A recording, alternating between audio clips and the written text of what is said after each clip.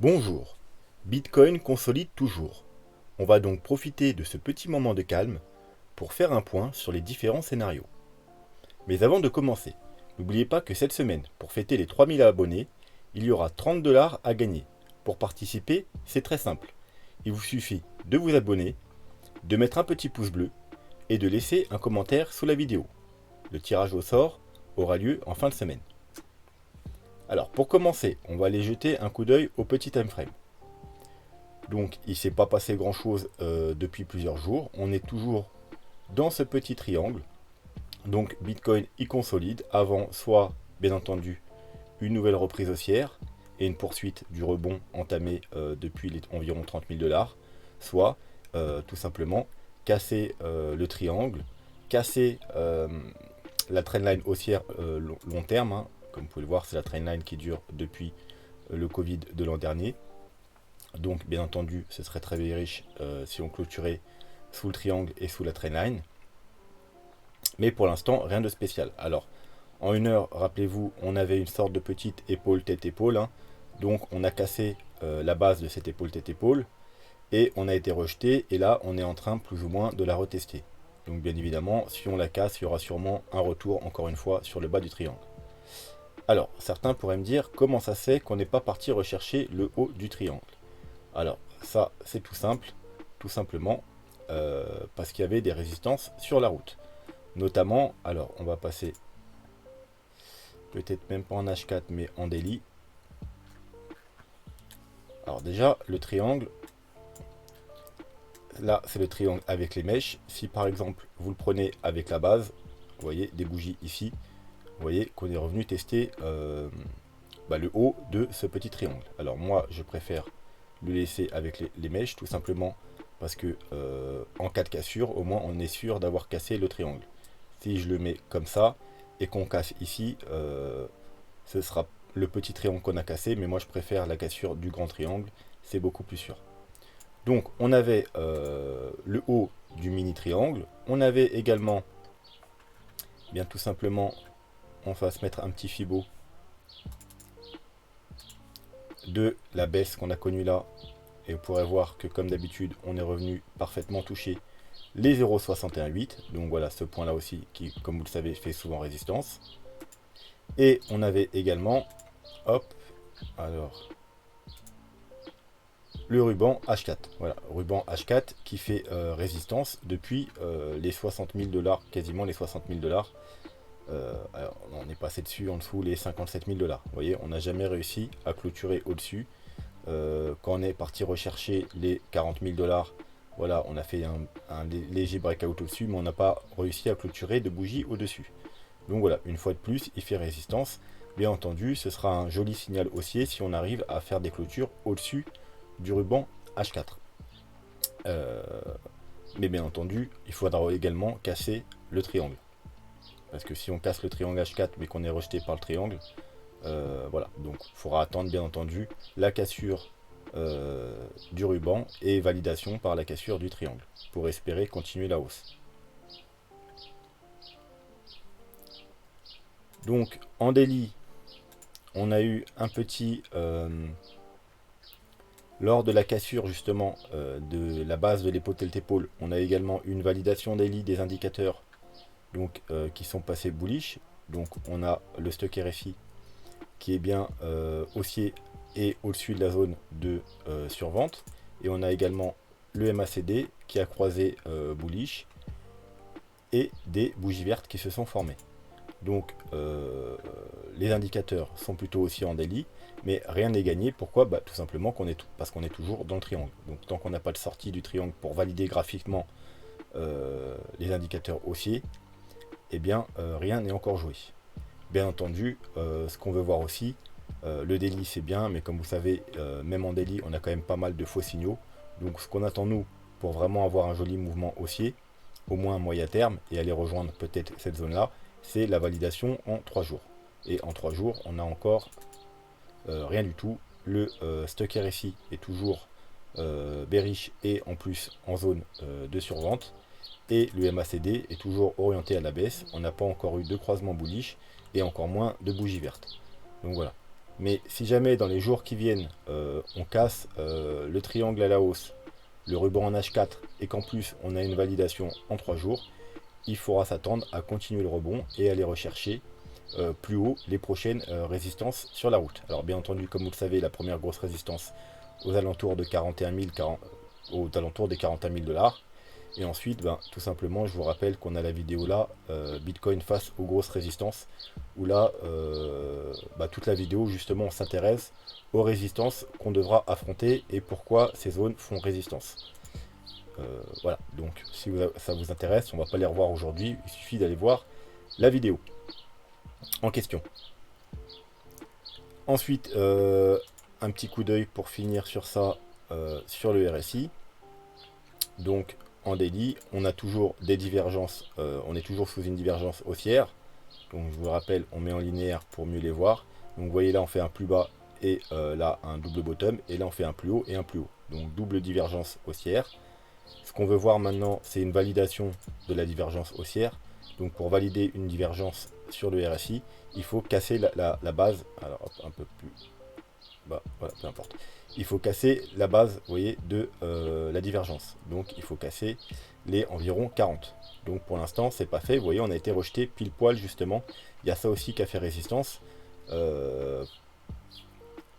Pourquoi on n'est pas rejoint le haut du triangle? Il n'y avait pas seulement le ruban, le Fibo et le mini triangle. Il y avait également le RSI daily, puisque c'est un niveau clé important à passer pour en quelque sorte valider cette divergence haussière.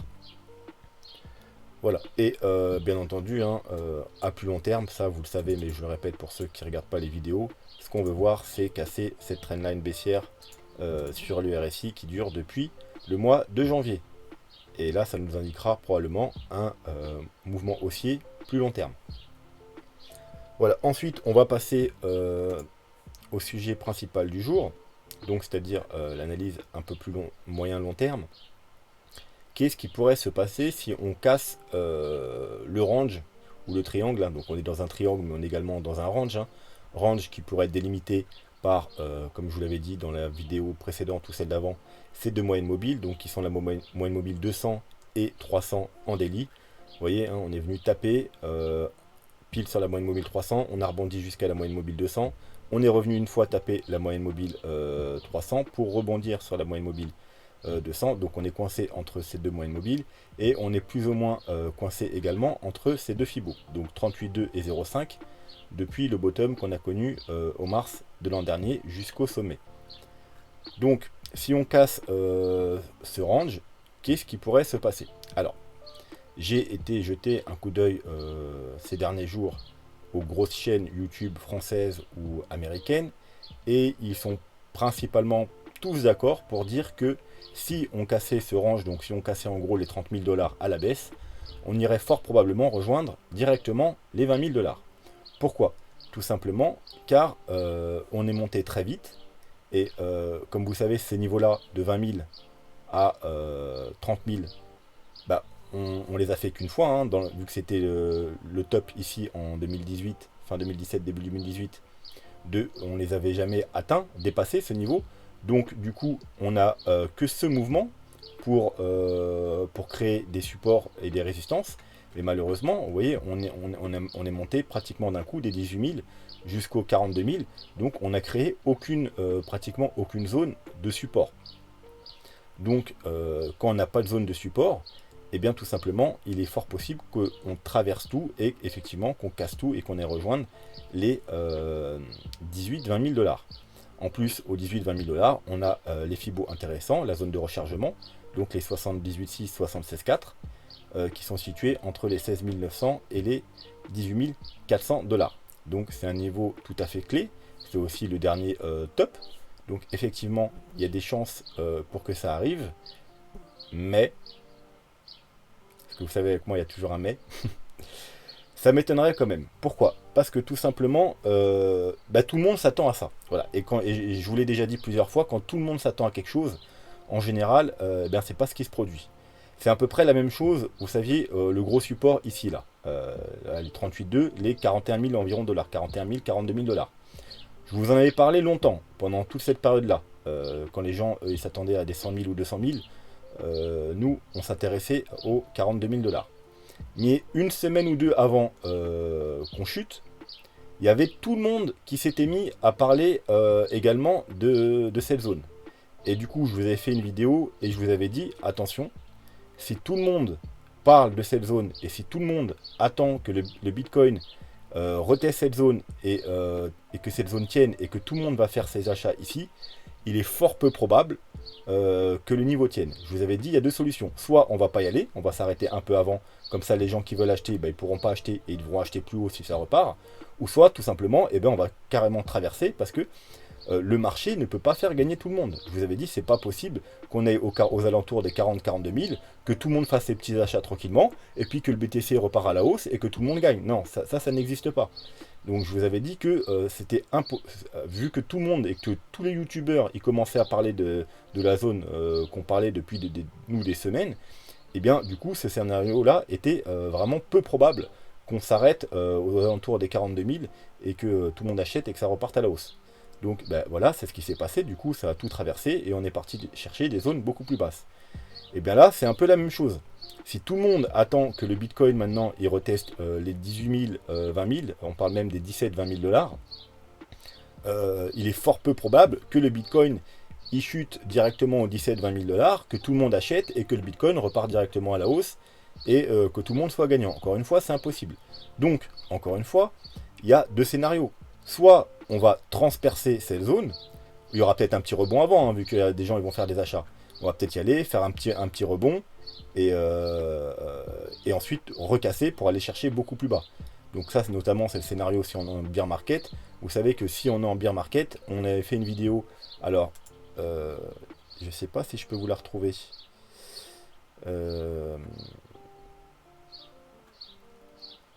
C'était il y a une semaine, quelque chose comme ça, ou deux.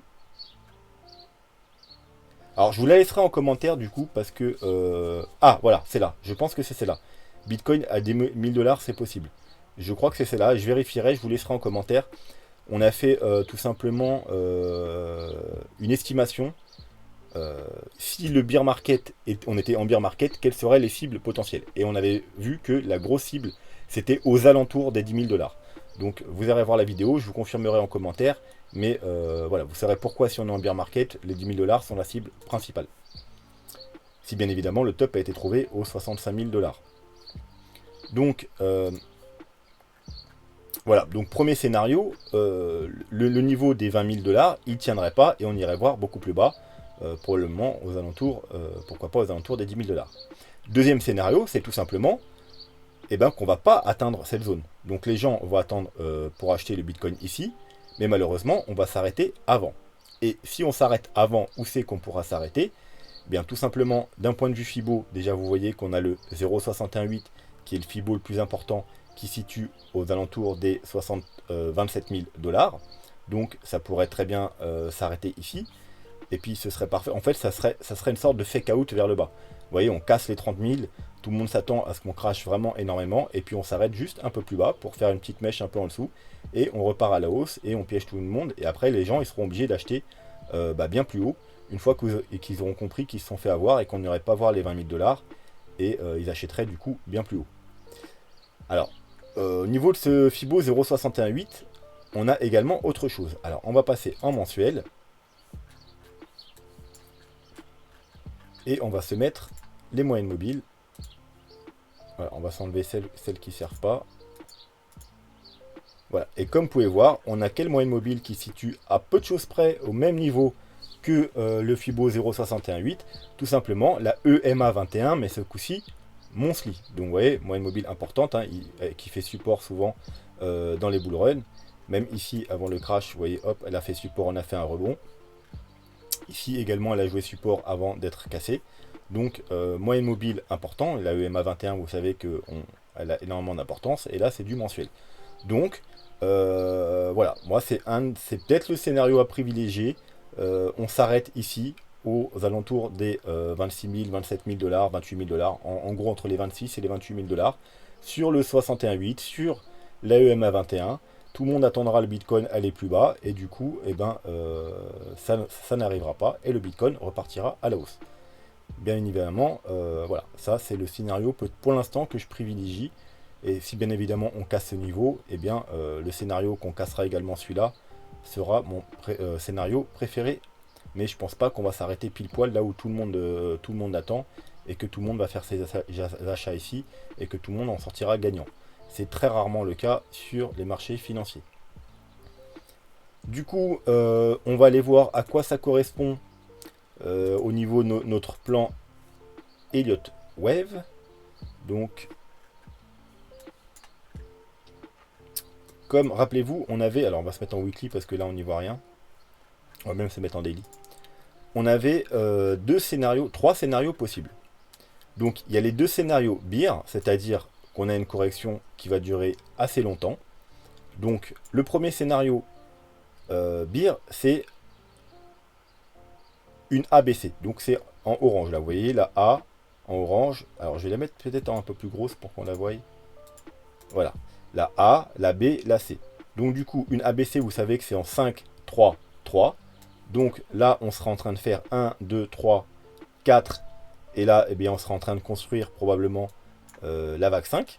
Donc pour aller voir un peu plus bas, notamment la target principale que j'avais mis, c'était justement ce Fibo 0,618. Donc également la EMA 21 Monthly, comme on vient de le voir. Donc on viendrait finir notre vague A ici. Ensuite, on aurait un gros rebond pour la vague B. Donc je pense que à ce rebond, tout le monde pensera qu'on a trouvé le bottom définitif.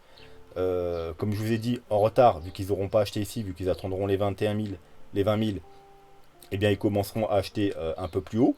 Sûrement même, pourquoi pas, vers le top. Mais ce sera juste un rebond, parce que comme vous le savez, une correction ne peut pas se faire en 5 mouvements, parce qu'un mouvement correctif, c'est 3 mouvements. Donc si on fait 5 mouvements là, c'est tout simplement le premier mouvement d'une ABC.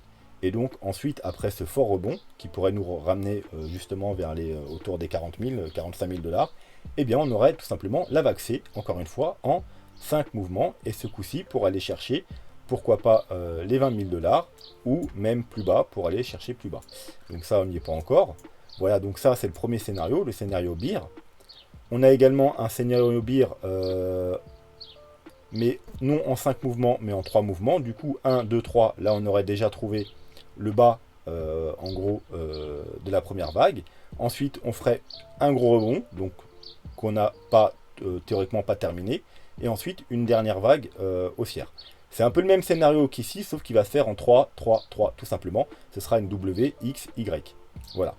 Et ensuite, ben, on a le scénario boule, tout simplement. C'est qu'on a déjà fait, alors, je vais enlever ça.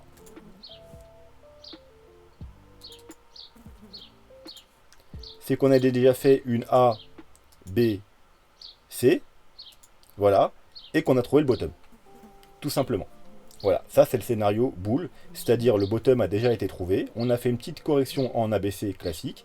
Et là, on est en train de construire un bottom pour repartir à la hausse. Voilà.